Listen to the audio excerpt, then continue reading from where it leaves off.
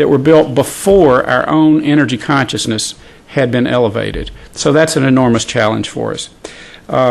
They are failing now, and their cooling and heating systems are old and out of date. Their sealants are cracking. Air is infiltrating. What do? There's a question of security. We are all painfully aware of this, and we've had I don't know how many forums to deal with this question.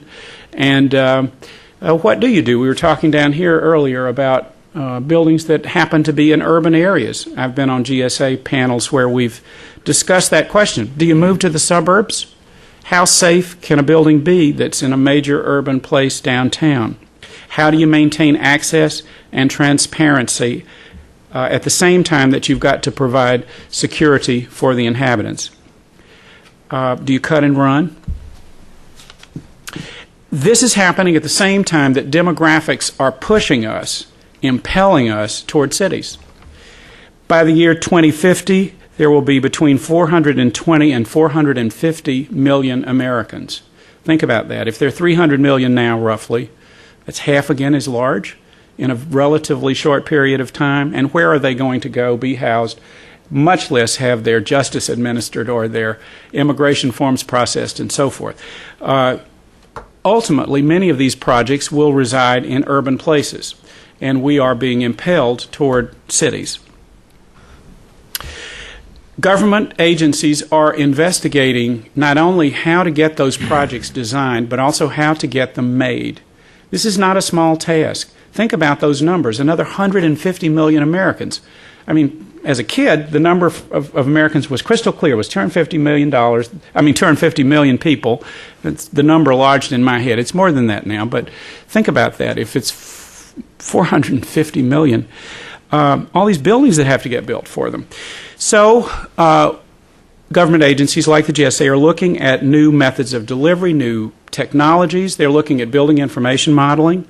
That's a three-dimensional way of examining a building, not just to see it instead of building a physical model, but literally to embed information about it so that many people can look at it at the same time. New ways of gathering people together to make work so that engineers are talking to each other at the same time that designers are working on it and the government is providing a program for it. And how to get these built. They're looking at how things can be done simultaneously through single types of contracts. So they're looking at integrating work, providing new methods of getting projects built. And finally, and perhaps most importantly, is this question of design excellence. There's a shift, I think, in public expectations right now about what that term might mean. I've observed it, I think, in groups that I go and talk to. What does it mean today? And I think it means different things to different people. Part of what I've observed is that there is a shift away from this sort of fascination with iconic architecture, which is architecture for its own sake. That's sort of the display. The architecture is sort of bold display, toward a different view. And I cannot fully define that yet, and it may not fully develop. But let's just say things are changing. The economy may play a part, but I think also there's something generational or even societal about it. And think about society. Groups that were considered a minority at one point will become a majority. There will be a greater diversity of people who have different expectations about what government can do for them. Perhaps it's less hierarchical or less paternalistic or less big brother or less something. I don't know. The point is it's a shift, and things will change. And will their, and I mean by that the larger public's, expectations of what buildings and government can do for them change as well? Will that affect the way buildings act? And I think those are conversations that we'll want to have.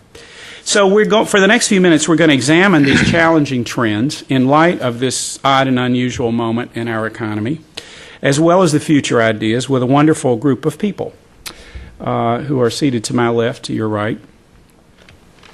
And the first among them is Stephen Ayers, who is the architect of the Capitol. Stephen, welcome. Thank you.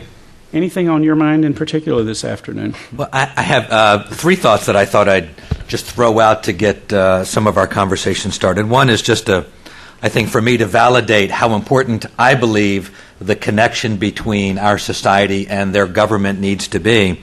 And that's very important to me, and I live that day to day as I manage the Capitol complex that sees 2 to 3 million visitors a year. So that's important to me, and I've given a lot of thought to that connection.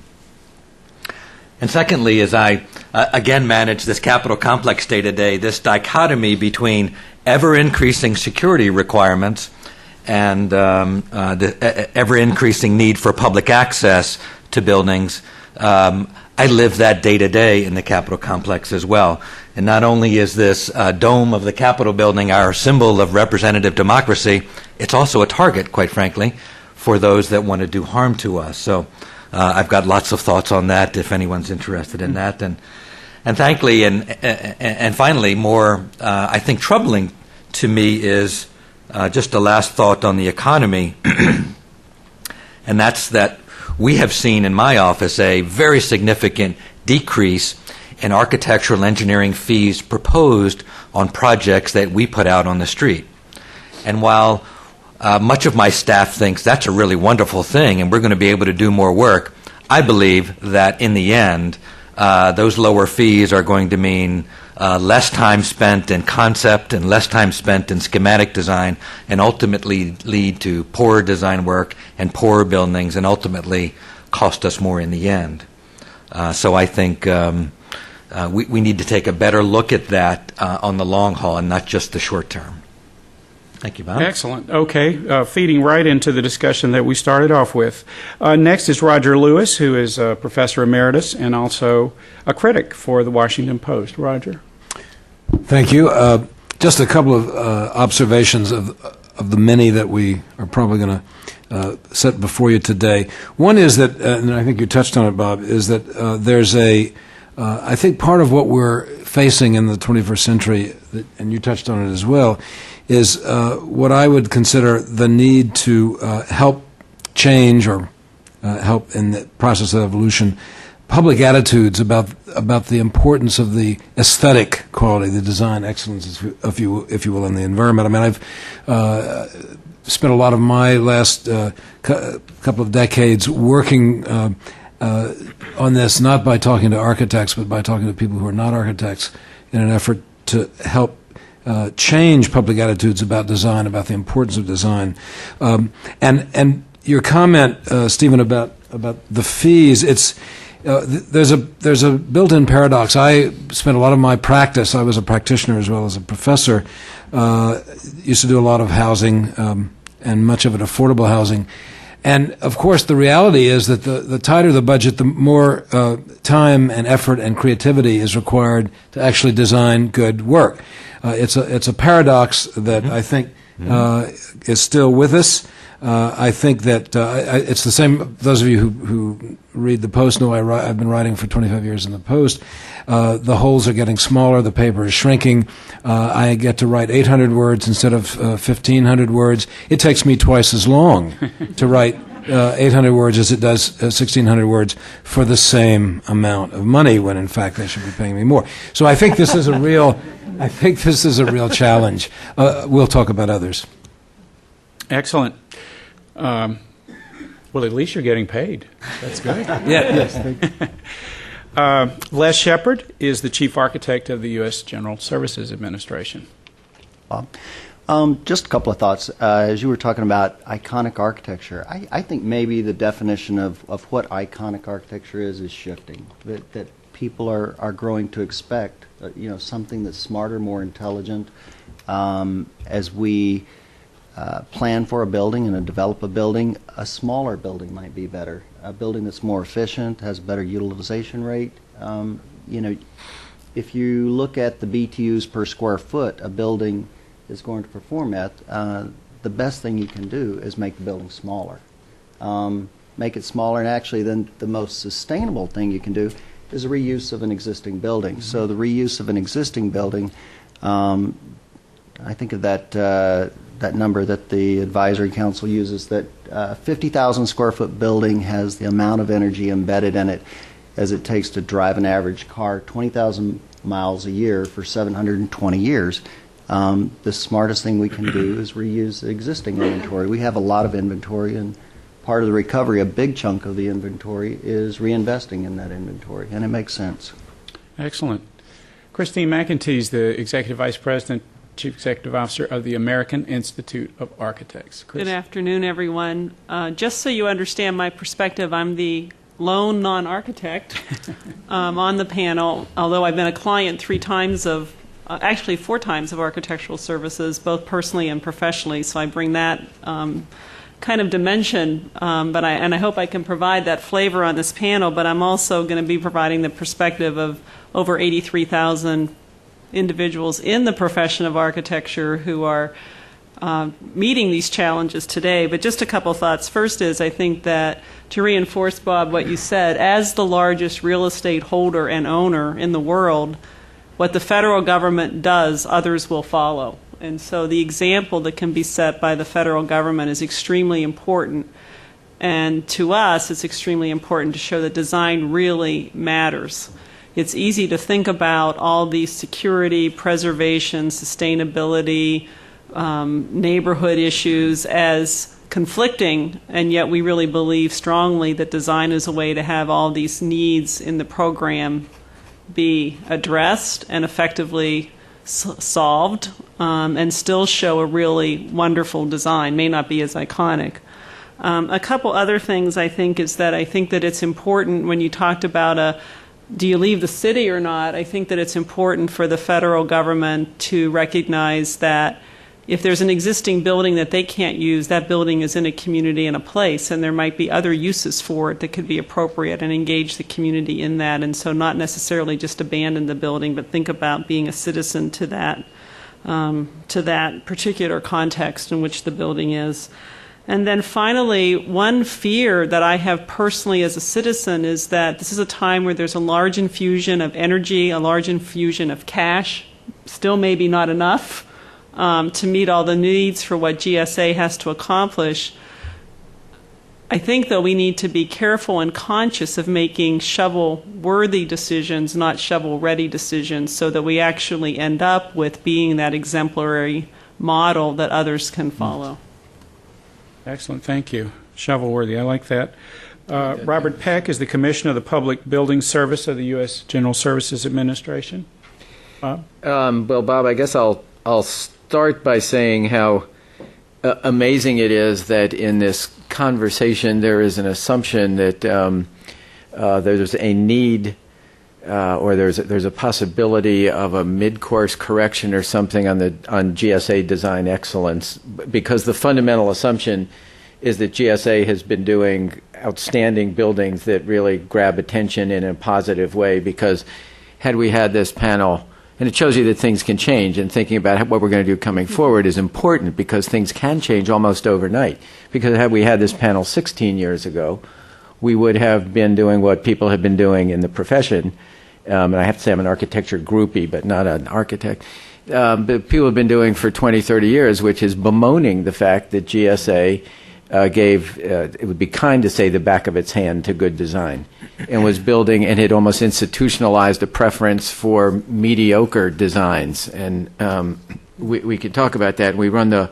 So we should talk about what design excellence means in our day. Having said that, I'll just note the 3 issues that I think we should talk about. One is energy, because I think energy conservation, and for us in GSA right now, as Christine has just said, there is a big push and a worthwhile one to green the inventory. And I've been talking about GSA being a green proving ground, both for public and private building in the country. Second, security, and I'm going to start talking about smart security, which has to mean something different from what we've been doing for the last ever many years since Oklahoma City. And finally, location decisions, because I think that that's often the sort of the issue that dare not speak its name in conversations about green, and it's already been mentioned, so I'm glad to hear that, about where we go and how do we go downtown, how do we balance that with other concerns. Thank you, Bob. And Todd DeGarmo, who is the Chief Executive Officer of Studios Architecture. You know, I think we're hearing so much now about contention between different parts of the public and private world. Our practice is squarely divided between both and in international markets, and it would seem that perhaps on the architecture side that we're tighter across those boundaries than, say, the medical world, insurance, or banking. So I think we have a much more positive relationship we're building on.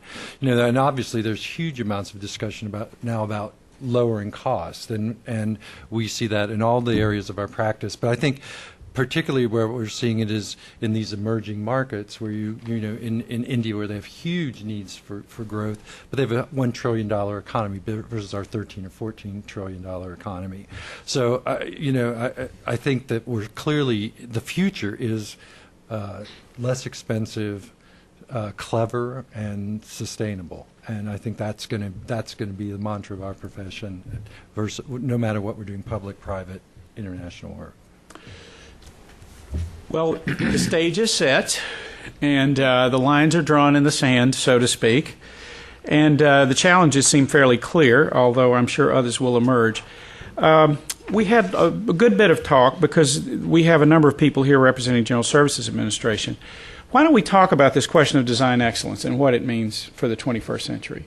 You know, I mentioned a number, and I don't even know if that number's accurate. I took it off of some previous literature about the numbers of people that literally administer the GSA, and then the sheer volume of work. Bob talked about the fact that the GSA 20 years ago was not known for this, let's just say, this question of design excellence, and it was a notion that was introduced and infused into an agency that now has championed this term and this notion and has produced a body of work. Given the fact that we're in the economy we're in, that we're in the political climate that we're in, that we are in the world that we're in, is it possible for a government agency to maintain high standards, even be a leader toward design excellence, whatever that term may mean in its definition? What do you think about that notion as vis-a-vis the moment that we're in right now? And I see several heads popping up here, so I'll just, whoever would like to speak on that, I'm welcome. Les, do you want to? Sure. Start off with design excellence. Design excellence isn't gilding the lily. It's designing the best possible product within the resources you have. And our projects are benchmarked against one another so that we hire, and to speak to how the number of GSA people have gone down over the years since I've been with GSA 21 years, and we outsource all design. We manage the design process.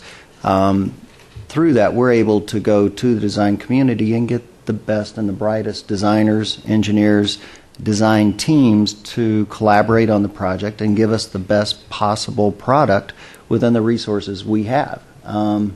So, you know, there's always been this, people will want to refer to the design excellence features like it's a pediment that's been put on front of a building, and it's not. It's the best possible project as we move towards doing more sustainable projects.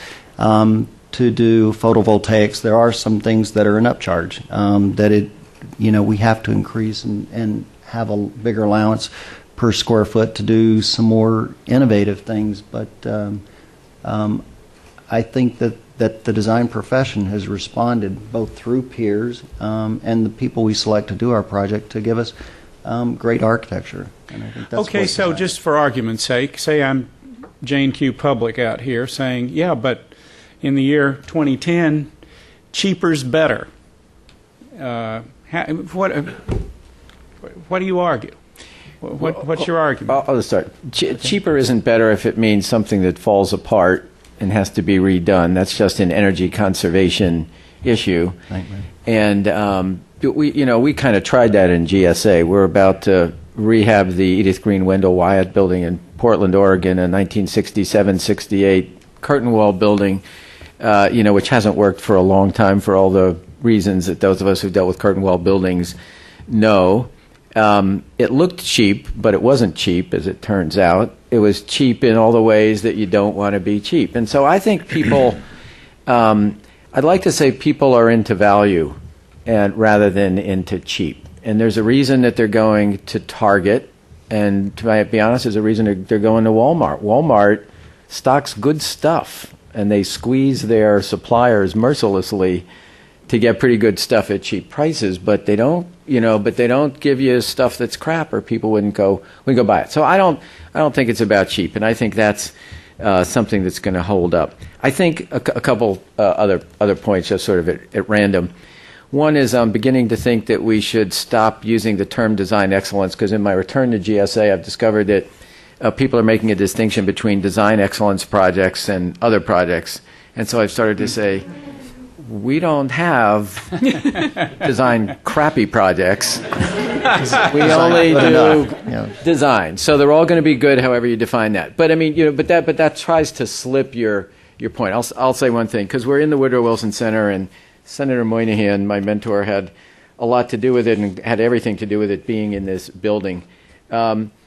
He said, as with most matters concerning government once, architecture told most. This was critiquing the UN bureaucracy. Or he said, he called architecture, quote, as fundamental a sign of the competence of government as will be found. So I'll just say this. For those of us who believe that government matters, that it's not the solution to everything, but with government not working well, a lot of other stuff falls apart. Witness the near collapse of our economy through at least arguably partly a lack of vigilance on the part of government. I think it's important that the government do design as best it can, just to maintain its own credibility. But much more important, as you've noted, we are an exemplar to people one way or another. And what we do matters in communities. It matters what they look at. I think the issue of whether design excellence means an iconic building depends a lot on what you mean by iconic. But I don't want to slip that question either. I think buildings that some buildings don't have to stand out, but a federal courthouse or a major federal building in a downtown, usually put in a place that's prominent so that it can help generate pride or development, probably has to be, in some sense of the word, iconic. Okay, we've got a couple of peers here. Roger, you're one. What are your thoughts about the program? First of all, I want to share an anecdote with you. I'm chairing the building committee for a new museum that I'm the client. Cesar Pelli is the architect. We just, after schematic design, had an estimate that came in at about $36 million for the building. We went through a process of value engineering it. We didn't say cheapening. We value engineered the building, got it down to the budget, which was $24 million. Now, those of you who are architects know that getting from 36 to 24 might sound like we cheapened the building. When we were done with this exercise, everybody agreed the building had gotten better. And by the way, it's a very iconic building. It's going to be built at National Harbor. When I go often, as I do, to IKEA, I've often thought that IKEA was a place where if you are willing to weave your way through it, you usually can find something that's, let's say, affordable, not cheap, but often quite respectably designed. I believe that GSA, which I've always thought really meant great sponsor of architecture, I have always thought, in my days as a peer, I always felt that GSA absolutely genuinely was committed to the idea that what was going to make design excellence wasn't the size of the budget.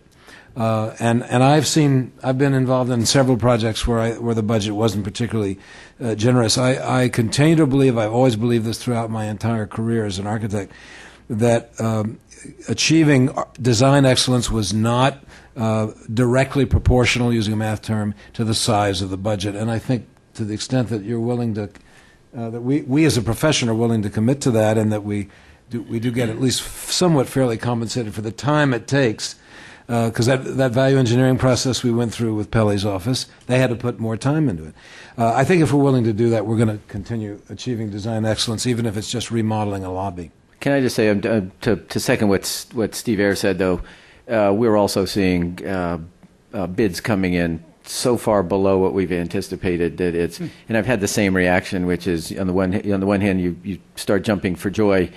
Yeah. On the other hand, I thought of two things. One is somebody's being squeezed, and it may be wages, it may be the time to design. But the other thing is that we're going to all sit back and give ourselves medals for bringing things in cheaper without having done the serious look that we do need to take at how we design and what the underlying costs of these things are. Because, and I'll just say this here in a very cautious way, lest it get out, there are some of our products that I've looked at recently where the costs per square foot are not sustainable. I'll say that. Okay. Yeah, Stephen. Just, I guess, to close out that, from my perspective, the temptation is enormous to cut costs. And, I think I read recently that President Obama, looking forward in 2011, is looking at least a flat budget, if not a 5% reduction. But the temptation is there. In my office, we have at least $1 billion in backlog deferred maintenance and capital renewal.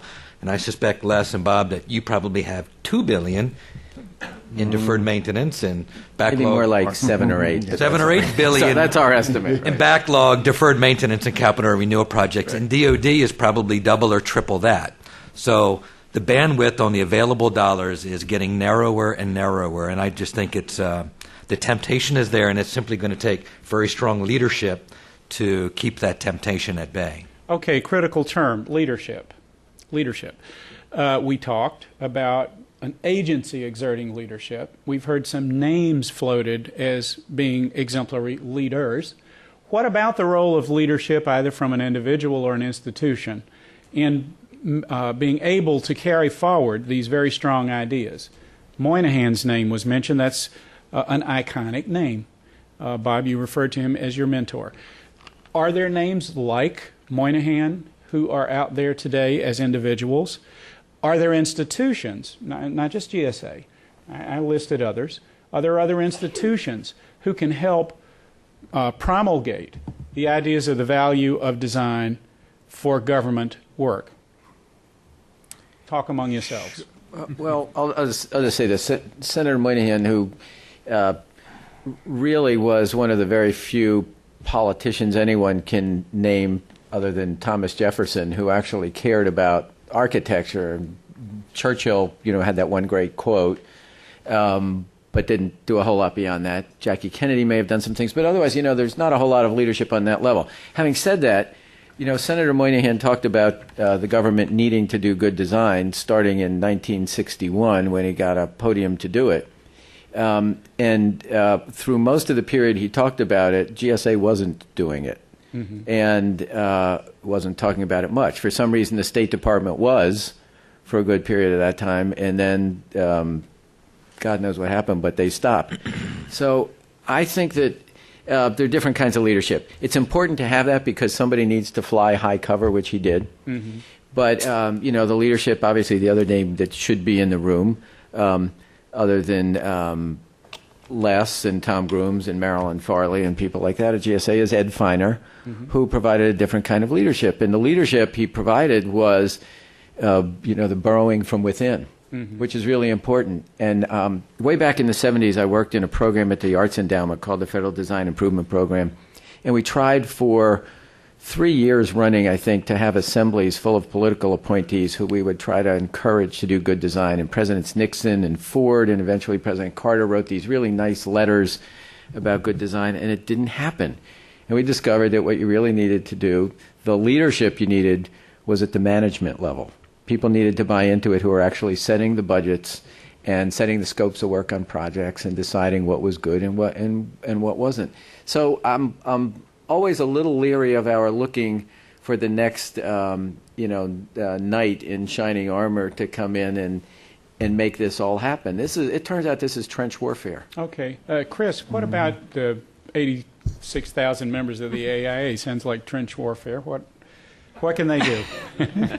I don't know if I'd describe it as trench warfare, but I guess I was going to pick up where Bob said, I think that because we're in Washington, D.C., we all love to talk about who is the person that's the political leader that's going to drive things, and that's kind of a unique inside the Beltway thing. There are a few people that are emerging on Capitol Hill that really care about this issue.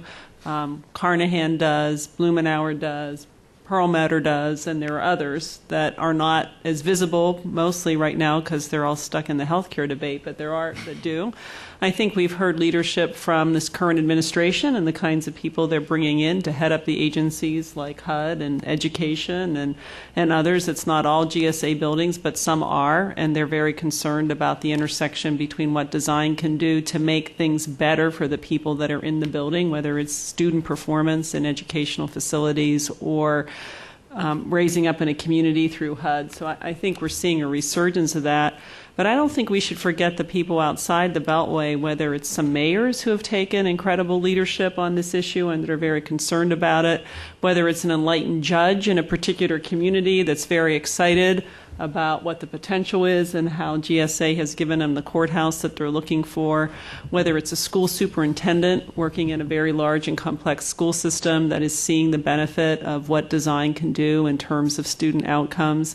So I think that we can find leaders everywhere, and we're really trying to encourage all of our members to engage in those conversations at all levels, not just at the national level, but to really be in the ground working. I do think we have a challenge, and I'd appreciate to hear Bob and Les's view on this, because we're hearing around the country that more and more when our members go in and are looking to work on a GSA project, that the contracting officers are not as well educated as they could be on some of the newer design methods, some of the goals that need to be met in terms of whether it's sustainability or security. We have that same issue in the profession, trying to keep everyone up to speed with latest innovations and cleverness of design and how these all relate to each other. But I think that's an area we could collectively work together because, as you said, in the trenches, the managements are making very important decisions, and the more knowledgeable they are about the elements of design and some of the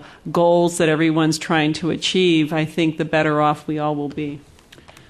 Excellent. And that takes me to Todd, who has worked both sides of the fence. You are a peer reviewer yourself, and you're a peer, but you also have a large number of private clients, some of whom would be known to people in this room, like Michael Bloomberg and others. What about could you contrast for us from the private sector and your work with the public sector, because you have clients as well? What are your observations on, let's say, decision-making, leadership, the challenges that lie therein?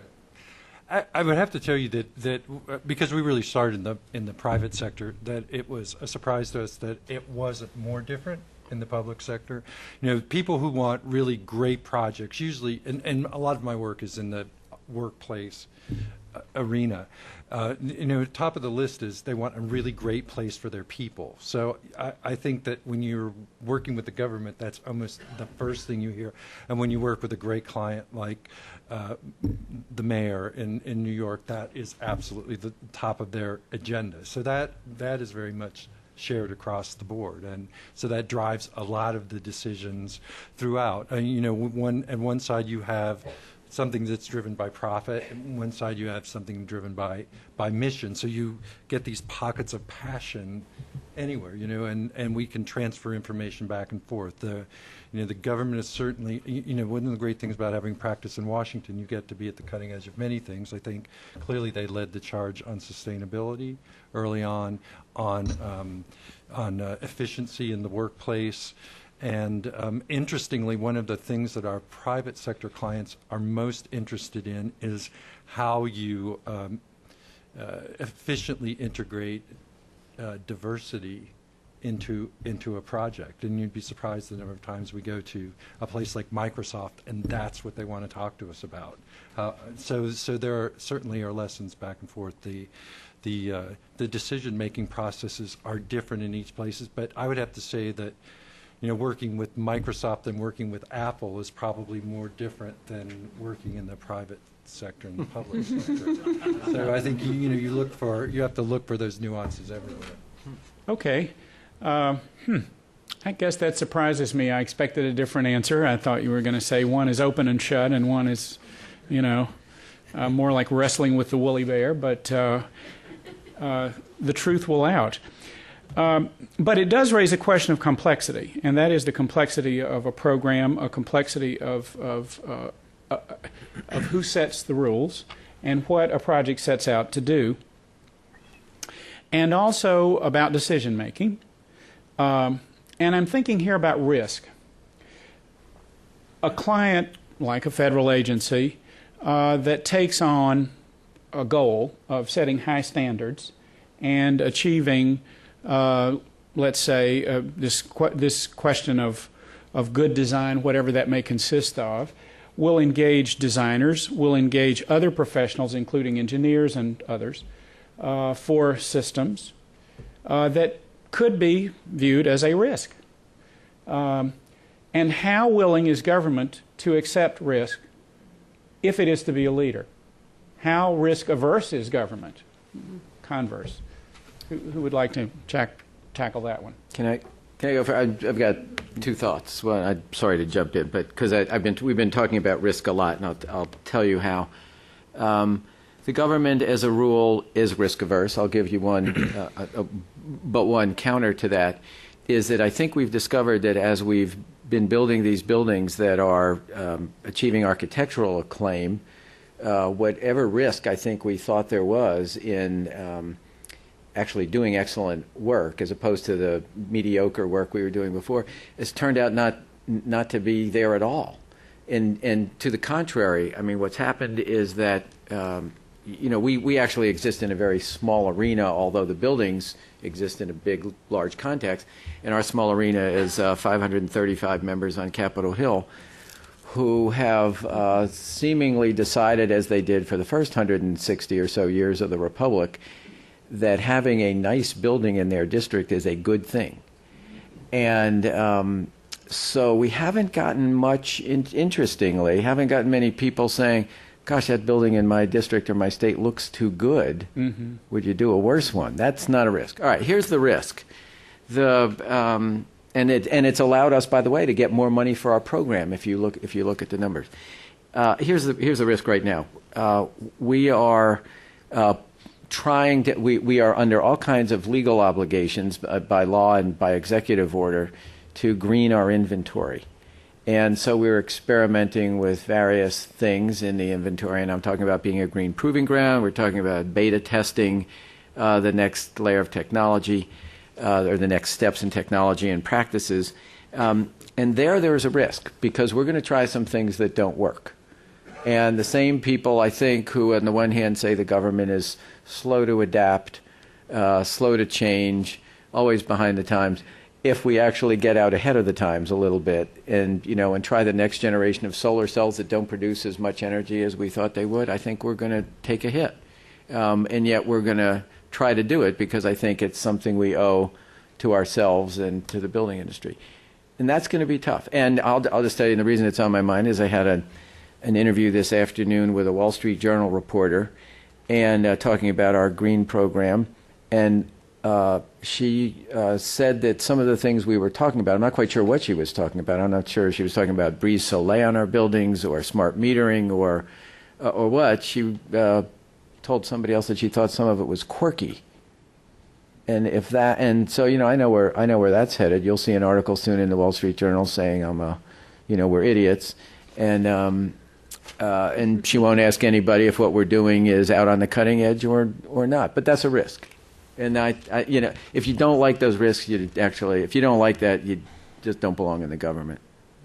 I mean, I think most organizations selectively innovate. I mean, you could translate risk into innovation. Okay. And people, organizations will choose to innovate in very specific areas. Obviously, one of them is aesthetically, and I think the government has certainly taken some risks in those areas. But following again on what Bob said, I think it's in arenas like sustainability, they may well be in a position to take much bigger leaps than the private sector. I think in things like naturally ventilating buildings. I think that's what seems like to especially anybody that's a baby boomer and we grew up with buildings where we could open the windows. Getting back to that, there's going to be a lot of risk because of a lot of engineers that say you open the windows and you wreck the system. Right. So the government is probably going to lead us in that arena, and that's probably a lot more risk than whether or not you try a new shape or form. Stephen? I think the opposite of Bob. While many members may really enjoy that new building in their district, they aren't necessarily supportive of that in Washington, D.C. We're on the Capitol campus because that doesn't necessarily bode well. Right. You know, and I reflect, the AIA and others have helped us sort of try to improve the long-term thinking of the Congress. In the House of Representatives today, staff works in 35 square feet per person, which is ridiculous. It's absolutely ridiculous that these bright young people come to work for members of Congress and are working in elevator shafts and broom closets because that's all the space there is. But in such a very highly politicized environment, it is very difficult to get the Congress to think longer term about their space needs. So I just want to reflect the opposite of Steve, I once worked in what had been a supply closet in the Dirksen Senate office building, and I shared it with two other people. We could put a second floor in that now. I think, Steve, the other thing we learned through that is their risk adverseness in understanding that they could share servers to reduce energy loads. Yes. In the building. Everyone had to have their own servers. We could not share with another member. Not really taking into account how that went into the energy, because that was another goal, was to try to reduce the energy consumption of the building. So we learned a lot through that project, but we don't plan to give up. But all of that is their aversion to risk. Yes. Let me It really comes back to that. Envisioning just a moment here, Roger, Copenhagen is taking place even as we speak. And what vision do we see for sustainability and for government structures? A bar has been set, and we're talking about achieving a certain level of sustainable goals for public buildings. But what should government's role be here?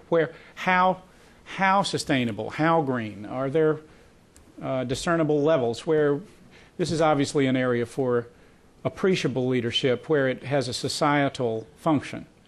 Has this been broadly debated? Are there aspirations here that you'd like to see achieved that are not or have not yet been? There are,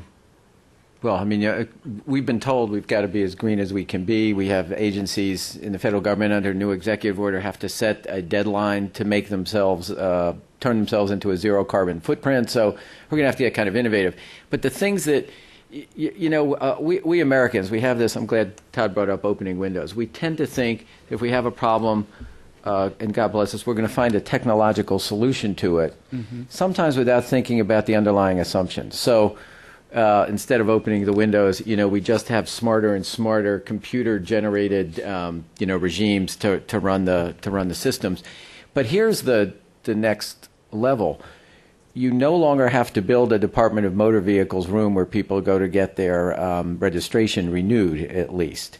And so we haven't yet gotten very far down the line of thinking about, since we've sent some of the government functions into people's studies or bedrooms, wherever they hook up their computer, we can reduce the space requirements. In the federal government, one of the very tough things we're going to have to talk to agencies about is, in order to use existing buildings, to what extent do they consolidate their functions? We still operate on a model that the more of the people who report to me that I can get under one roof, the better. Even in our headquarters building, and we have a couple of hundred employees in the Public Buildings Service headquarters, on a day-to-day basis, it's a shifting group of people, but I don't talk to all 300 of those folks, and we could, for months at a time, many of us be in a different place and have a smaller footprint. To what extent we can shift work to home, I'm a little more skeptical of, because I want to get out of my house, thank you, but maybe other people have a different feeling, and I love my family. But We'll give you that point, Roger. That actually, I was going to make that's a good segue into what I was going to mention a minute ago, which is that part of the challenge in this century, I believe, has to do with the nature of the workplace of the future. And I think everything, virtual commuting, and there are lots of names for it. I think the hardest thing, looking into the crystal ball, is really to figure out not what we need in a year or two or 5 years, but because we build buildings to hopefully to stand up for a century or maybe more. So I think one of the things that we maybe ought to talk about a little more is the nature of the changing nature of the workplace. I have more confidence in the notion that the dwelling environment of our culture is likely to stay fairly predictable, and I think we can handle that more easily than the workplace issues. So I think we might want to chat about that a little more. It seems to me that that you've talked about people staying at home or telecommuting, but I think even in the office environment with cloud computing on the horizon, some of you probably have read about the fact that eventually you won't need any servers at all in your office, and the idea of the office. Things are changing. I was at a meeting not too long ago with a bunch of guys. There wasn't a single tie on in the room. So that's something I think we're going to have to grope with. That is a challenge as well as an opportunity. Challenge and an opportunity.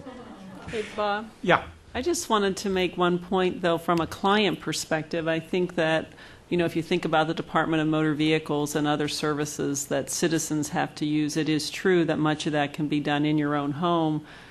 And yet, when we look at the demographic of what's happening, we have a huge population surge that may not have the same computer access in their home, at least in the short term, compared to what we might all enjoy here on the panel or those in the audience. And I do think we need to be thinking about that in terms as we design around the client. It might make a smaller footprint for the workers, but there still was going to be a need for people to be able to connect somehow that may not have in their own home the same level of access electronically that those of us who have, the whole digital divide and the Hispanic population. And there was an article, you probably all read it in the Post over the weekend, about Hispanic and low-income children in this area that are having difficult time keeping up in school because all the assignments are online, all the work has to be done online, and they don't have the access at home, and the hours that they're available for them to use the public services, whether they're in the school or the libraries, wherever they are not available to them. So I think we just have to keep that in mind. Todd, how does the federal government or the government differ from your private clients in this arena, in this particular area of sustainability? Again, one thing that I think is related back to the government is, the government's beginning to mandate a certain level of sustainability in the private sector, and interesting, less pushback than some of the discussions about carbon trading and some other issues like that. So because I think they've seen everybody can sort of embrace the idea that you can probably save 30 or 40% energy on a building without a huge leap, and if you're building a certain quality of building, saving 50 or 60% is not. It's also marketable today. Mm-hmm. So and as our clients have mandates for carbon neutrality, and they're spending money buying carbon credits, if they can ship that to bricks and mortar, and have this long-term benefit, then it certainly works out. So I think we're seeing much less pushback on that. And then back to the Walmart, or the Procter & Gamble, those sort of companies, they have requirements of all their vendors now to have a statement about those things.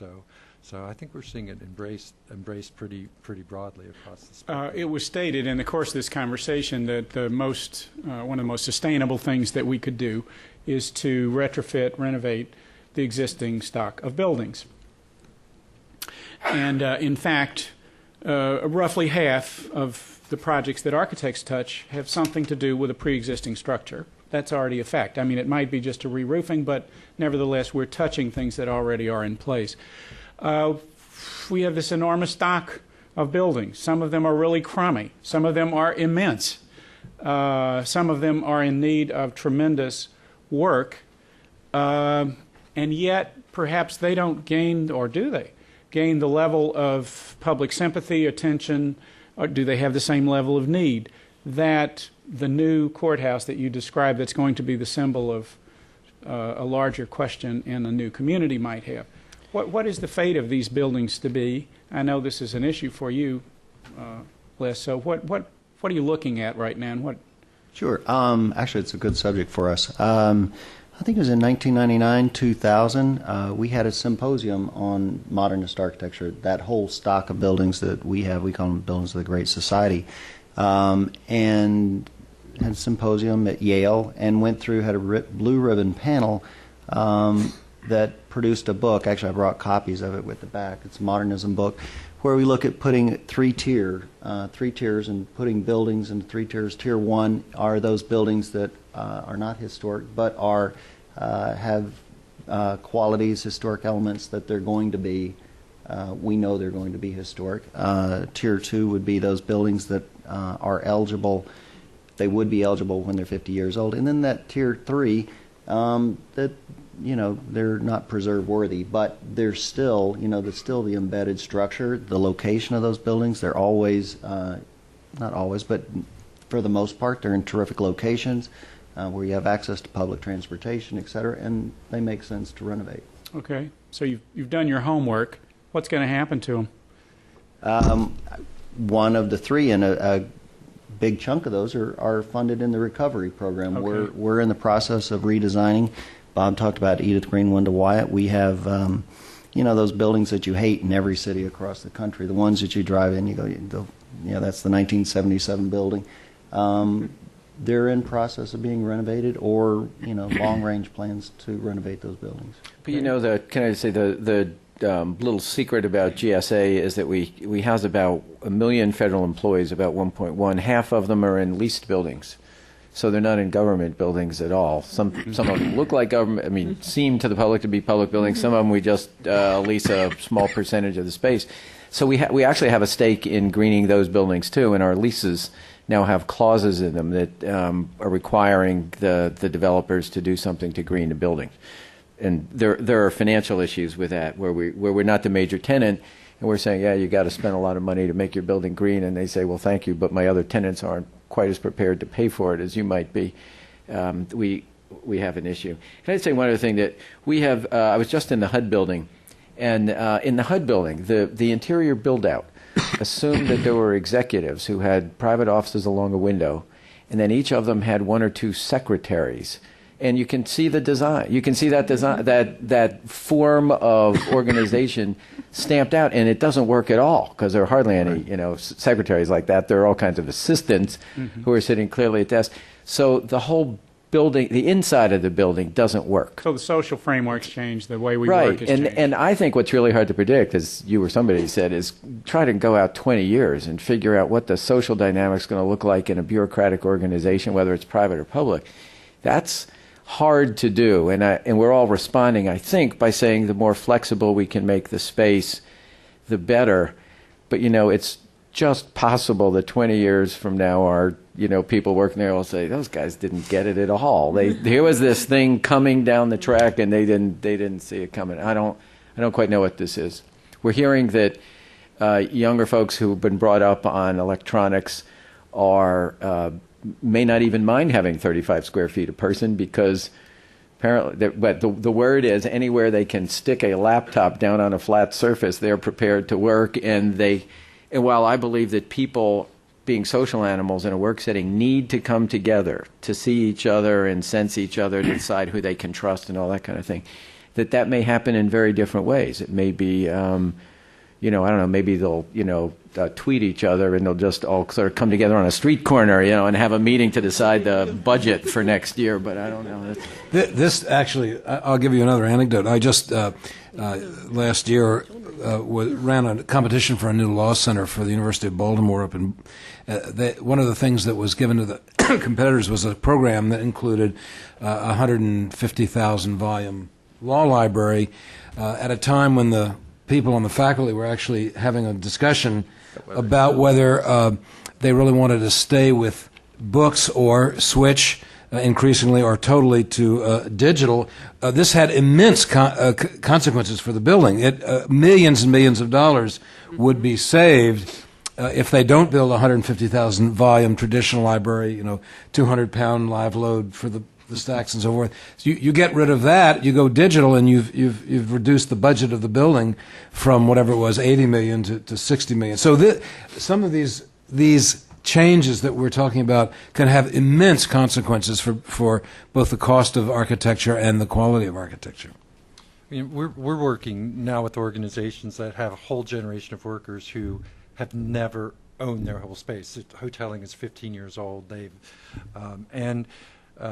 never worked in a situation where they weren't mobile. They've never worked without a computer, and quite frankly, they're not as interested in their personal space. They're interested in the whole experience, and that's sort of liberating. And if you go to the current GSA headquarters on F Street, it has this glorious circulation space, and it really gets back to the roots where it was more about how did you connect everything than where was the individual. Well, let's take just a minute with that. I mean, I'm fascinated by it. We spend a lot of time at our publication with that question.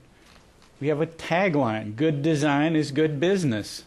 And we look at various major institutions, corporations, enterprises, and how they've used the design to enhance the business environment in some way with an appreciable outcome, either in productivity or in satisfaction or you name it. Does it in fact matter, though? I mean, what I'm hearing you saying is there's a societal shift and that it may not matter so much. Does it matter? In other words, who's going to want to work for the government? Are we going to attract the best people? Do these environments matter at all? Should we just go home? I mean, just give them a desk and call it a day. Give them a plug. Well, that if you talk to the HR folks in the private and public sector, you'll hear that young people that they're recruiting are asking. One of the first questions is your organization green? Doesn't necessarily mean they're asking whether the building is green, okay, but they're asking if the organization is green. I don't know if that's a fad or they've been, it's what they've been told they should say or what, but we're hearing that. I think, and like I said, I still think people need to come together. There will always, in the government, there are going to be those certain gathering places, whether it's for a legislature or a court or just conference rooms for people that I suspect will want to come together in, even if we're teleconferencing to some extent. I think it will. I think the quality of the space, those spaces that we do decide to build, will always matter. I think there's another issue, which is where do we put them? And I think the other thing that, I'm trying to get to the green issues that aren't just the latest technology. I think this whole issue of the government, we often can be regarded by a community as not so much a building agency as a place that decides where a chunk of people are going to be who represent to them a potential spending stream. And that's, and we're going to reinforce that. I mean, the latest executive order says that we have to put federal facilities in transit-oriented development locations to the extent we can. And I think that's going to be a trend. Now, that doesn't necessarily mean in a downtown. In this region, for example, that could be in Tysons when they get the metro, but right now it could be in Bethesda or Ballston or someplace like that. And there are those issues also that I think will matter to people increasingly, because here's where I'm a Pollyanna because I was trained as a land use lawyer. I really do think that the 50, 60 years we had of sprawl is changing, that we've hit the outside, if it's a ripple stream, it's hit the outside wall and it's coming back in, partly just because of traffic and we're choking on ourselves. But anyway, I think that's going to be a big issue that we'll see also. Okay. Let's take one more topic and then open the floor for some questions. But that's this sort of thorny question of security. How do you make government buildings secure, or how secure can they be and yet be accessible? This building, we were having a conversation earlier, was designed to invite in a large number of people. The world changed. The building, I'm sure, has been altered in certain ways. The building I work in New York is rather like, well, let's just say it's hard to get into. And yet, we're in the heart of an urban place. We're on active streets.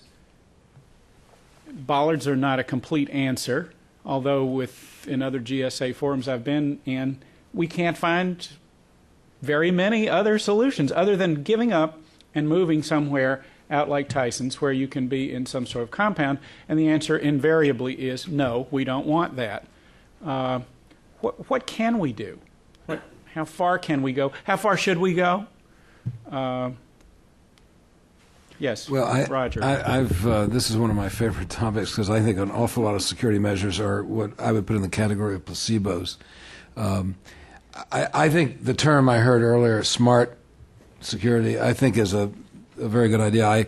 Just like if you're not involved in smart growth, you must be doing dumb growth. No, I think that what we need to do, I've always felt that a lot of what we have been doing is overkill and not even effective, especially if you're up against someone who's a dedicated, someone who's really intent and dedicated and at all technically sophisticated can usually defeat most of these defenses.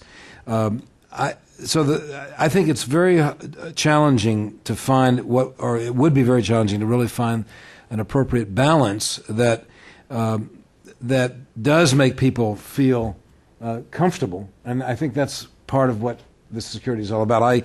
You mentioned the bollards. I mean, I remember going up to Providence. Maybe you and I were on that GSA consult when we were looking at the courthouse in Providence, where the courthouse, it's a historic building. It has sidewalks that are about 6 feet wide around it, and then there's the street. And there's no way the judges up on the fourth floor are going to be protected other than by running a bunch of bollards around the building to keep a vehicle from getting through the facade, which wouldn't be easy anyway, except on one side. It was a determination that we made in about 20 minutes after getting there, although we spent the whole day with the judicial officials having a discussion about what to do about it. In the end, it probably wasn't even appropriate to put the bollards up. Again, that can be defeated. I don't know what the answer is, but I do think, and I saw the publication that's just come out, which I haven't read, but I do think that we've at least made one step forward where we're starting to think that maybe Jersey barriers are not the solution to making the Federal Triangle safe. That there are strategies and tactics that I think GSA has contributed to developing that actually create pleasant streetscapes that are, in fact, resistant to someone wanting to do harm. But I think also some of the stuff is just overkill. I mean, that's other my opinions. Stephen? Well, I would agree that there is life beyond the Jersey barrier, absolutely. And I just wanted to make the connection between our last discussion and this discussion and just reinforce the tagline from you, Bob, that good design is good business. You heard Christine say this morning, design matters. And if you were at the presidential inauguration for the AIA last Friday, you heard George Miller in his inaugural address say, design matters. Well, not only does good design equal increased productivity or better job satisfaction, but good design also enables good security in our federal office building. So I think design does matter, and it matters on this particular case in security as well. Okay. I'll just go again. I'll say what I started to say before, which is that we need to think about what are the threats against which we're providing security. The Pentagon was not attacked by a truck bomb, and the way we defend against attacks from the air has nothing to do with the buildings whatsoever. It has to do with things that we're doing overseas and things that we've done to the airplanes themselves.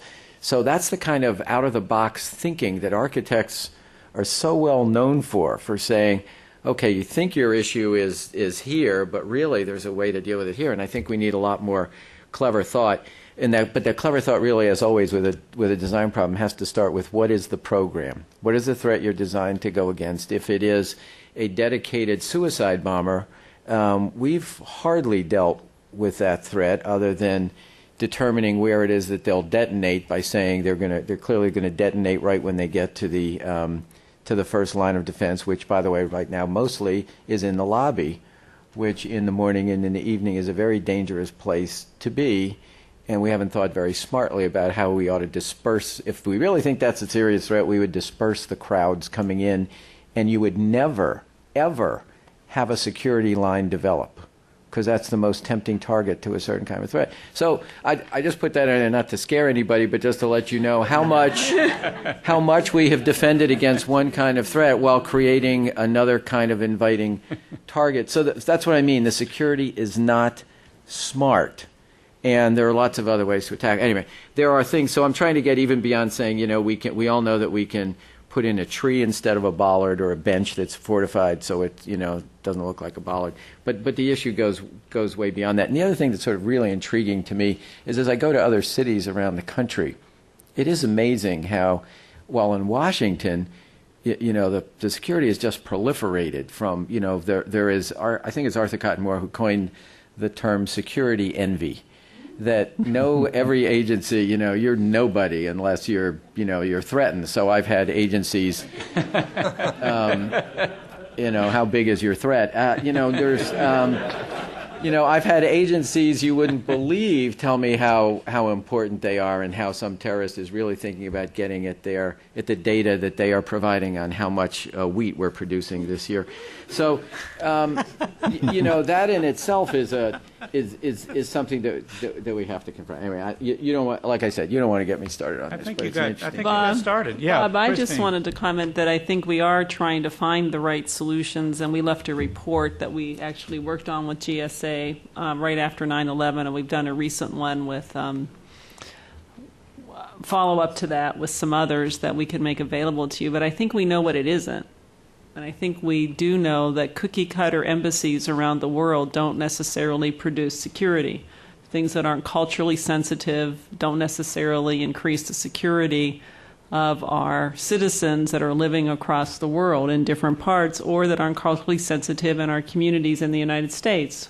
So we may know better what it isn't to be able to find better solutions. And, we would say that you've got to bring everybody to the table at the beginning of the program, those that are pushing for the security, along with everyone else first through an integrated approach before you even begin the design, if you're going to be able to come up with innovative solutions to this problem. And then the final thing is, we talked about risk. We're going to have to talk more candidly to the American people about what we can and can't do. And that's very dangerous in a political environment, because we want to be able to say to people, we've absolutely guaranteed your safety.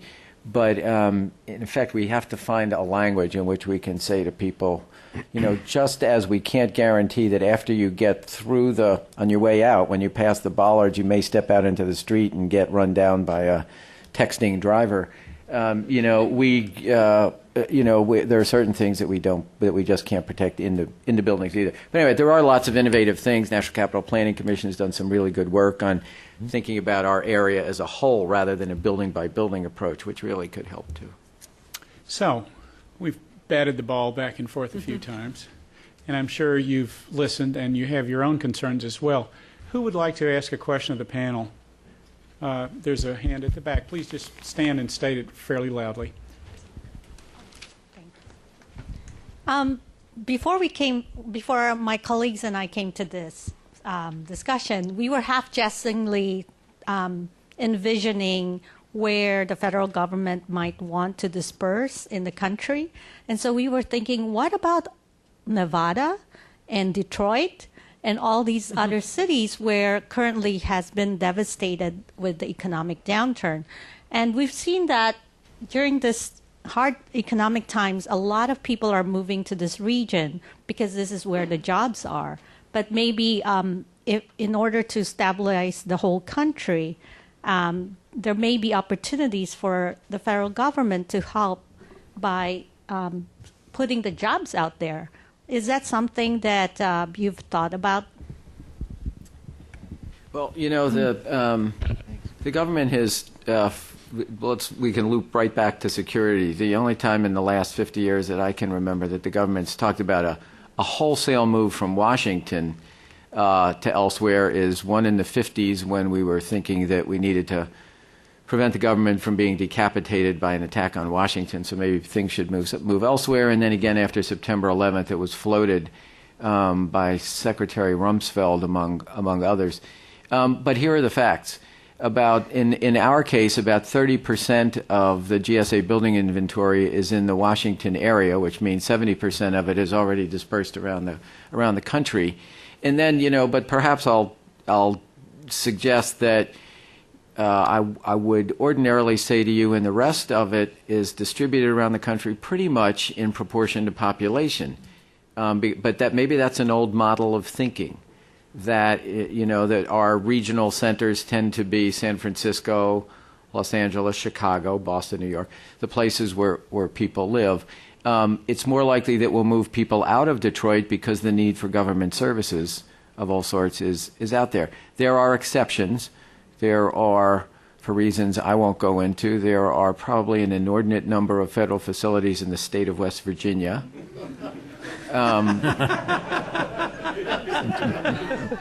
And that may be related to something in the water or the atmosphere or something else. Anyway, but there are the other thing I would just say is to be serious is that that's a very long-term trend. And what has worked out over the years, and really to go back to what I just said, our whole constitutional system sort of guarantees that the way money is dispersed for building programs and for federal agencies, they do tend to get spread around. And areas that are economically hard-pressed do tend to push harder for and often get the next federal laboratory or the next place that the Internal Revenue Service puts its payment center. Some of that, so again, some of it already happens, but I think it's an intriguing idea. Just to footnote that, though, remember that there is a clear trend toward urbanization in this country. That is, the metropolitan areas are growing. They're going to continue to grow, and I think there will be these contradictory pressures in terms of where people are living and working. Another question, yes, sir. Yes. First, Mike. thank you. I think I heard you say that there was a federal executive order, a presidential order, that new federal buildings should be situated by transit lines. I have to say, when I reflect on the New York State experience, the previous administration of New York State told their GSA, OGS, to do just the opposite. And they said, let's take the 60s buildings that were outside the city, bring them back downtown, which were all void and empty, and get people walking around, shopping, going to lunch, and revitalize Albany, New York, where I'm from, Schenectady, Buffalo. And it's been fairly successful. But a question for Todd. I had read that the Bloomberg LLC headquarters is really one of the first 21st century workspaces in the country. And can you tell us 3 things that they're doing in the 21st century that they wouldn't have done in the 20th century? And are they transferable to the federal workspace?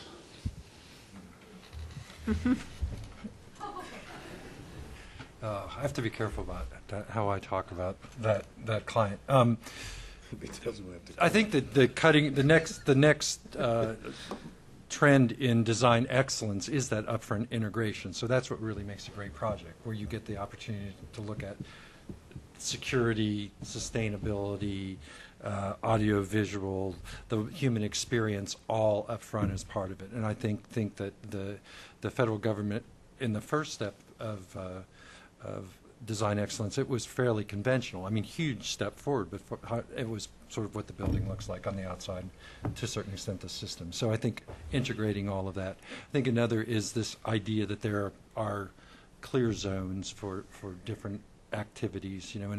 Often in a government building, a visitor has access all over the place to a certain extent. You still go visit people in their offices and stuff and things like that. I think that's hard to sustain, and I think the last one is just a very high level of density and lack of hierarchy represented in the space. And of course that comes from leadership whose compensation has nothing to do with how big their office is, but they're delinked. So.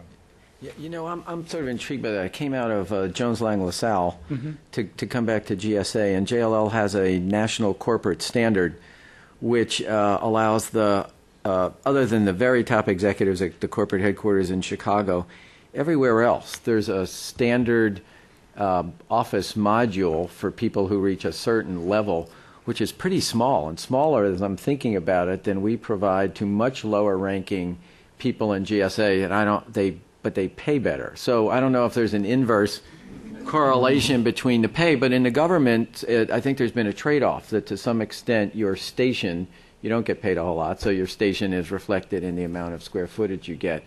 I mean, it's been a long time since the federal government has had those outmoded, although some federal agencies still do, but the government as a whole doesn't have standards saying if you're a grade X, you get 225 square feet. When you get promoted, you get 275. That doesn't happen, but the sort of the flattened sense of space hasn't happened yet in the government, and that clearly still could. I think the other cutting edges as the world gets more and more and more and more complicated. There's more of a emphasis on making sure that leadership can succeed. So the hierarchy comes in a different way. We have a client that's one of those investment banks where people get $10 million bonuses, and it's what they do when you work for them is emphasize the leadership. It is not about the rank. They say, hierarchy matters here. This is what has made us great, and those leaders, but they want to make those leaders visible, and they give those leaders choices. But they're just different than the old choices used to be. So making leadership visible and effective, I also think is part of a. This raises a question too. To me, I think it's very intriguing, and that is that, and I know part of what happens in the Bloomberg building and in other contemporary office spaces, and there are trends, and the trends are discernible, and they change. There's a moment when, and you've described this, when management is by the exterior window. There's another decade in which management is clustered around the core and the workers are all on the outside. There's a moment when there's a basketball court to attract young people, et cetera. And these things shift, and they shift fairly quickly. But government is in the business for the long haul. And what about the need to be able to transform, to change? I mean, Bob, you described the fact that, size of an office is sort of codified in a sense. What about government buildings and their ability to change and shift? Well, like everybody else, I mean, we're trying to, I think this is also sort of a shibboleth these days, but, we're trying to work in teams more than we did before. We're trying to say to people that just because you were hired in the property management division, it used to be in so many corporations too, you say, where do you work? They say, I work in property management. And you say, no, we deliver building services across a spectrum, and some of it is maintaining the building, and a lot of it, by the way, is talking to the client, and trying to tell people that their job is more than one silo is part of our culture too, and most government agencies are trying to get out of that. So I think that that's a trend that it'll take longer in the government. There does tend to be more of the this is my branch, this is my division, this is, the agency. But I think we're getting away, too. Okay. Out here. Let me go over that way. Yeah. Okay. Would you stand, please? Thank you. Sure. This panel has an intriguing title, Housing the U.S. Government in the 21st Century. I know where this is going, Harriet. Housing as an issue. In the next 5 years, a third of the 1.9 million federal workforce is expected to retire. The prospects for recruiting the best and the brightest into the federal government after that get to be pretty competitive. At least some studies that have been produced suggest that a quality, amenity-rich workplace, which means a lot of it is outside the building, access to transit, access to daily needs, to shopping, to services, maybe proximate to housing, so living near your workplace is a possibility. What is the federal government starting to think about in terms of maybe that aspect of federal buildings, and particularly how does that get integrated with your concern about smarter security? Boy, that's an excellent question. Can we out you, Harriet Tregoning, as Director of the District of Columbia Office of Planning? And I have a stake in your answer. Yes, she does. Well, what I meant, there are a couple of us, and I don't know how many in the federal government at this point, and it may be a very small group, are actually thinking about it. One of the things I mentioned, the executive order, it's President Obama signed it on October 6th, and it requires that federal agencies think about their carbon footprint, and that's been defined as not only the emissions from our buildings, but secondary and tertiary effects, and some of those include the commuting patterns of our employees. So am I right, Kevin? So Kevin is our Director of the Office of High Performance Green Buildings. So there are at least 3 of us who are thinking about this. And one of the things we are going to have to think about, and we are going to have this issue, and I can tell you it's not going to be total fun to tell federal agencies that are used to moving wherever they want, out to the suburbs, and sometimes have told us that their main criterion for their relocation is someplace where they can get a parking space for every single employee. And we are now going to be in the fun position of telling them we can't do that. We won't do it. My dream is that the federal government will be a catalyst for transit-oriented developments of the kind you're talking about, that we'll say that I'm hoping we're going to get to a point where we're going to say one of our location criteria is how close is housing that our workforce can afford, and how close are other amenities, where are schools, where are other things that otherwise they're going to need to drive to. And I think we're headed that way. That's why I said that I think we need to talk not just about green buildings, but location policy. I think it's huge. Roger. Let me report, you may have read about the transportation conference down at UVA that I attended a couple of months ago. This was very much on the minds of the people who gathered there. It was all the top transportation experts, several ex-secretaries of transportation, the Virginia Secretary of Transportation. During those conversations, I think I was the only non-transportation guy there. I don't know why an architect got invited. They talked very specifically about this issue of not so much where's the federal government going to go, but the notion that we do not have a national policy. We do not have a federal policy that really addresses the nexus between land use and community development, transportation, et cetera. And they specifically, there were a number of people who talked about how important it is for this group of people to try and articulate some kind of a strategy that might get into the same room, GSA, HUD, EPA, you start rounding up all the people who might have something to say or have some effect on locational decisions, not just federal locational decisions, but state, county, and municipal decisions. They at the end of the day, they felt that transportation might be part of the primary armature on which to effectuate this kind of integrative and trans-governmental, that is, all levels of government starting to talk to each other about how to build communities or retrofit communities that address all of these issues that you're touching on. And I'm involved, for example, in Montgomery County, where we're trying to redo White Flint, the whole White Flint area. And the proposal before the council as we speak is, in fact, an attempt to take a suburban environment and make it urban and make it transit-oriented and have the federal government show up. And I'm sure they're already talking to JBG or somebody who's probably going to talk to GSA. I think. Anyway, I do think there's an opportunity. I will end by saying there's an opportunity perhaps right now with this administration and with interest by people like GSA in maybe making some linkages that heretofore have not existed. There's also a fascinating topic, and I myself was party to another discussion. And there's another agency of government that is studying the question, the relationship of health and planning, and it's the Centers for Disease Control. And they're engaged in this process right now. If their work is adequately funded and it expanded slightly in scope, and if their research is productive, which we hope it will be, at least they're developing some understanding, framework, and data around the relationship of the way that we plan and the way that we live and our own health. That could be powerful ammunition for the future as we have to go and join FORA and stand before Congress and do all the other things that we want to do to obtain the kind of planning you're describing. Unfortunately, at that particular conference, the transportation people were not present. So, another question, please. Yes, here.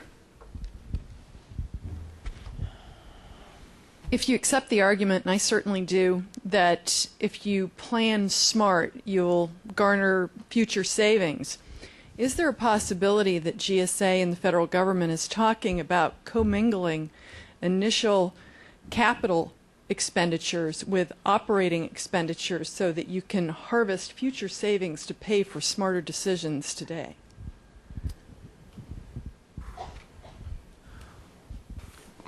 Do you plant that question, Kim? All right. Well, you can. I'll say two things. The only what comes to mind is we already do use energy saving performance contracts to try to harvest the savings. We are allowed to do that. There aren't a whole lot of clever financial things you're allowed to do in the government, but that is one. And it means, if you know, as many of you know, if you can prove that there will be savings, someone will help you finance, not just in the federal government, obviously, mostly in the private sector, in fact, will help you finance the investment you need to make those savings in the future. Otherwise, however, the federal government, doesn't run a capital budget. So although we in GSA are self-financing mostly for large capital expenditures beyond a certain point that we get out of the rent stream we get from federal agencies, we have to go to Congress and get an appropriation. We don't. So it somewhat limits our ability to do that. Kevin, am I missing anything that we might, in that realm, that we might do? There is some work going on at OMB and the Council on Environmental Quality on trying to develop models for revolving funds that would be self-financing, that would have to get funded, as you said, by an appropriation up front. But then as the savings get realized over time, those savings would be plowed back into a revolving fund so that it could fund future capital. But that's just sort of thought processes right now. Right. And I think this whole issue of investment, if we're talking, if you're going to talk green building, one of the things you're hearing in the private sector a lot, and somebody alluded to this too, is the payback time. And I mean, and people you have to put a decent amount of money up front into retrofitting your building to see savings, which may not pay you back for a long time, and certainly may not pay you back in the private sector for a time long enough that you don't intend to be the owner of the building anymore, and so it doesn't matter that somebody's going to benefit 20 years from now. The good thing in the federal government is, as I think Roger noted, we build buildings that last 100 to 200 years, so we can have a fairly long investment time frame. It's a very significant issue, and it's something that we're starting to talk about with a few key members on Capitol Hill to see if we can get some innovative ideas out there that could perhaps address this issue. So far, they've been able to be more innovative on the residential side than on either the government or the commercial side, but we do think we need new financing models. The other thing I would say is that I don't think we should always assume that building high-performing buildings is more expensive, because it isn't always that case. There are studies that show that it's not always that you need a 30-year payback for some of these investments, that the marginal square footage cost is very minimal, in some cases not at all, and some of the buildings are government buildings where that's been shown, where buildings are brought in on budget but still are doing high performance. So I think we need better public education that it's not always more expensive to build a very well-designed and high-performing building. And the costs are coming down, and I think that a couple of years from now, as I've been saying, we're not going to be talking about green building anymore, just because we'll just be talking about building. At some point, this becomes standard practice. Yes. Thank you. I don't really need a mic, but GSA is a unique government agency. Most government agencies exist because they have some mission to perform, and they go about doing that. And GSA's mission is to support those government agencies with facilities. One of the things that GSA has done remarkably well in doing this over the years, both in your federal buildings and in the leased properties, is to recognize your role in the market as both a force to pull and a force to push. Examples are the sort of careful line that was taken when you decided to embrace BIM as a technology for use in building designs. Clearly, if you made a mandate that all buildings were going to use BIM, that would be a push in the market, and maybe there was some benefit to that. On the other hand, by GSA saying in the area of green building back a few years ago, we're going to require a LEED for our buildings. It's not a code, it's not a regulation, it's in our spec. Okay, so it's the old, if you build it, they will come. You're a big market. So I think you've done a great job over the years of recognizing this very strategic role that you play in the marketplace. This issue of sustainable buildings and green buildings that you were just talking about, the issues of cost, payback, all of that data is critical to helping the market understand how to really benefit from all of this. So where I believe that, Bob, you're 100% right, that you owe it to our society to reach for a higher level and put in some systems that may not work or may cost too much money, relatively speaking. If we can see in the way you do that, that you isolate that data so that cost doesn't get all mushed in with the rest and it looks like, oh, it just was a big, expensive government project, that would be helpful. Excuse me. I'm wondering, as you go forward with the programs, do you have this sort of recognition clearly in mind, and is it something that you can do so, whether it's on the cost side or the space planning side or the out-of-the-box thinking about where buildings are and how we use the buildings, so that we can see them more as a research source as well as just a good design and good practice? Unless you want to. I don't know. As I think about that, what we're installing in the recovery projects and advanced metering with our clients, so that our clients know their impact on how they operate their space, that it has a big impact in the overall energy usage of the building. I think things like that, and we can make that kind of data available to our tenants, to ourselves, and will affect the way we operate buildings. So when it comes to the building, the base building, and the base build out, we do that because you put your finger on something that's really critical in the distinction between building technology and operating, which is this: we control the building design pretty much. If we're building a building or retrofitting, obviously we ask the tenant. But those issues, some of which Christine was talking about too, on how does the space get used, is really determined by our tenants. And we're not that different from private sector landlords. We're a little more intrusive perhaps, but as long as the agency tells us they need the space and they get the budget for it, damn, we want to go build that thing. So we're not going to ask, we're not going to say, we do, but we don't do as well. And I think we need to do better, and Kevin Kempshire actually worked on this at one point too. It's saying to our agencies, why are you still building all those private offices? Why does it still look like there are certain agencies that still look like the 1950s, 60s, and others are much more on the cutting edge. We have a hard time negotiating that distinction because at some point they tell us to just, be quiet and do our jobs, which they regard as build them and then they come and do whatever they want. So that's an issue, but I think it's an issue across the government. I think this focus on green, when we do say to people, look, we can't get where we need to on our green standards if the agency is going to put up internal partitions, give everybody a printer, put a vending room every 50, vending stand every 50 feet with, a Coke machine sucking energy 24 hours a day. We're just not going to be able to sustain that.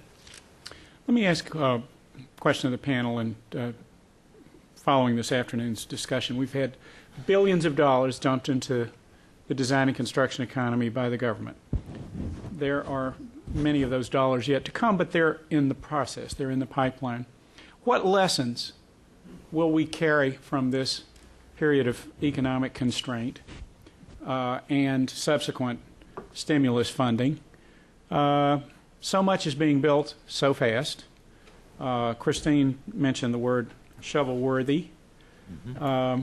What are we going to carry away from projects of $450 million here and $450 million there and 60 here and 60 there? Are we doing it right? And are we positioning ourselves for the future in the work that we're doing now? Okay. Well, I hope so. I have one big idea that I'd like to come out of this, which is that Lord knows we don't want to see another recession like this, but there is a cycle to the building industry. We haven't overcome that, and I would like to see, and we'll propose at some point, that we be given the authority to keep more designs on the shelf, take them to a certain point so that the government can act in the future better as a counter-cyclical lever against a construction downturn. It's better for everybody. For us, just think about it. Better for us if we're not in the market when everybody else is out in the market. So, we always see our bid busts, and it's better that we be prepared in a time like this to stand in as the builder of last resort.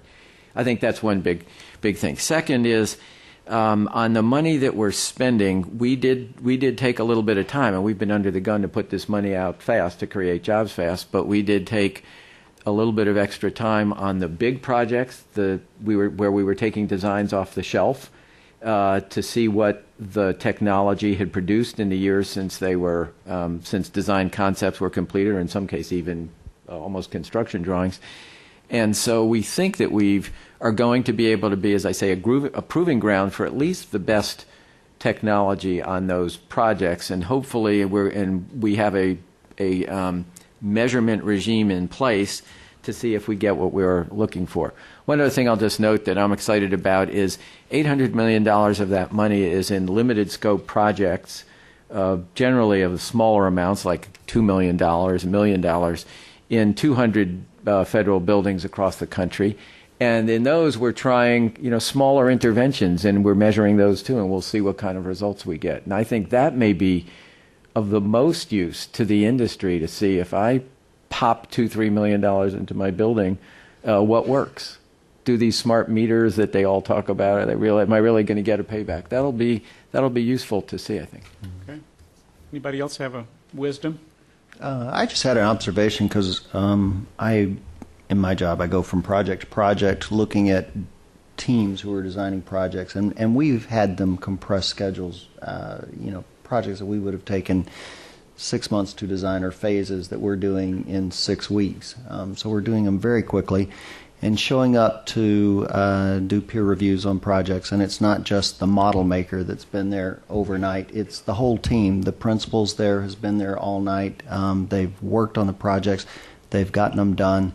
I was at a project about a month ago, and they had done an incredible job, done in about 8 weeks. And we were having this conversation, somewhat apologetic, because we've had to push them so far. And the principal said, "You know what? I made money on this project. I think this is the first GSA project I've made money on. We got it done. We made money, and we're happy. It happened quickly. It's fresh. Sometimes you drag out a design process so long that people are just worn out with it by the time you get it done. So I think there's some advantages, and we'll see as they're constructed."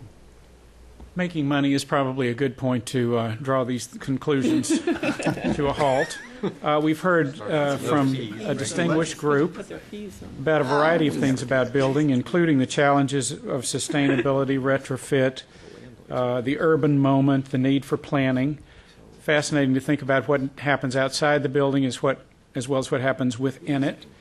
New ways of making, the role of government, the role of the individual, the contrast with the public and private sector. It's enough for one afternoon. Blair, thank you very much. Thank you.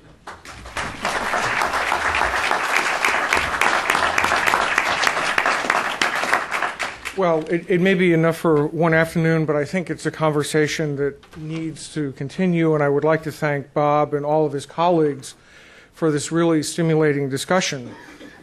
I mentioned at the outset that the Woodrow Wilson Center is a bit of an unusual presidential memorial in that it is supposed to occupy a space in between the world of ideas and world of public action and public affairs. And what I'm struck by is that design very much exists in an intermediary space as well.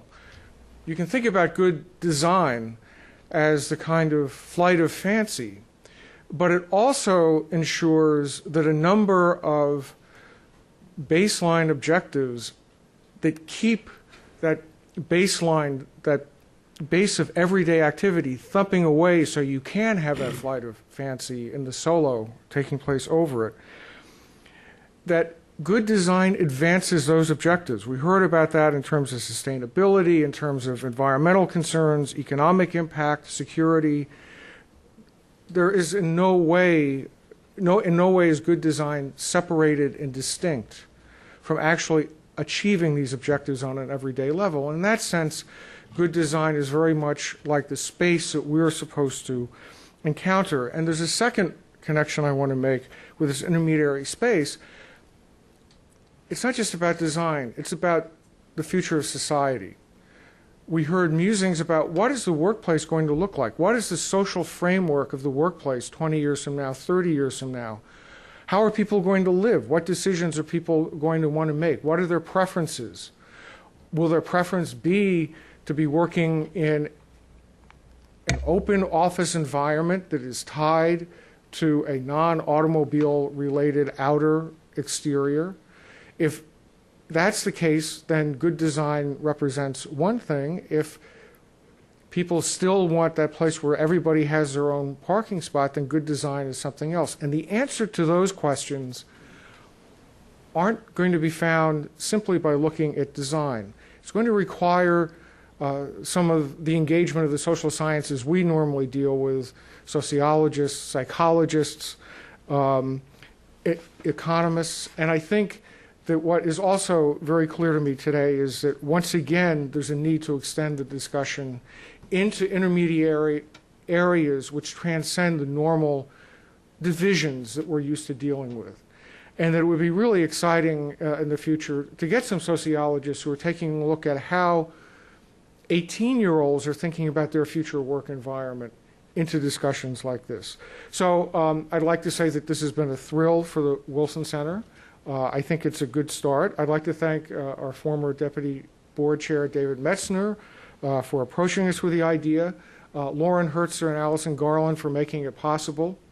I'd like to thank the audience that listened to us on the webcast, and this session will eventually be available on our website as well. So if you want to relive it, you'll be able to find it again. And I'd like to thank the audience by inviting you to join us downstairs in the Woodrow Wilson Memorial Space for a reception where you can see how at least one effort to reconcile some of these concerns and challenges, the effort by Studios Architecture in redesigning that space and making it more user-friendly, can be seen as you hopefully will continue the conversation informally. So thank you all, and we look forward to perhaps seeing you again. Bye-bye. You too, that was cool. Good. I would love to hear more about the Bloomberg stuff. Do you ever want a tour? Huh? Would you like a tour sometime? I'd love to. If you could get up to New York? Yeah.